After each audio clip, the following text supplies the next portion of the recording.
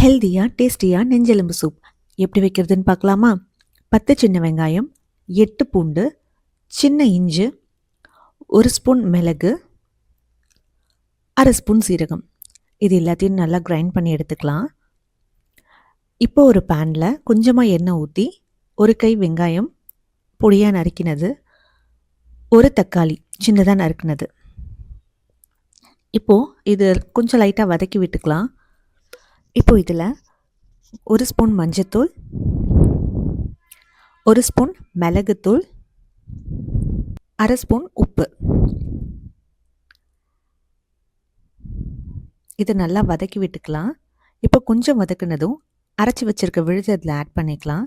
இப்போது மிக்ஸி ஜாரில் கொஞ்சமாக தண்ணி ஊற்றி அதையும் இதோட கொஞ்சமாக ஆட் பண்ணிக்கிறேன். இப்போது உங்கள் சூப்புக்கு தேவையான தண்ணி இதில் ஆட் பண்ணிக்கோங்க. நான் இதில் 2 சொம்பு அளவு ஃபுல்லாக தண்ணி ஆட் பண்ணியிருக்கேன்.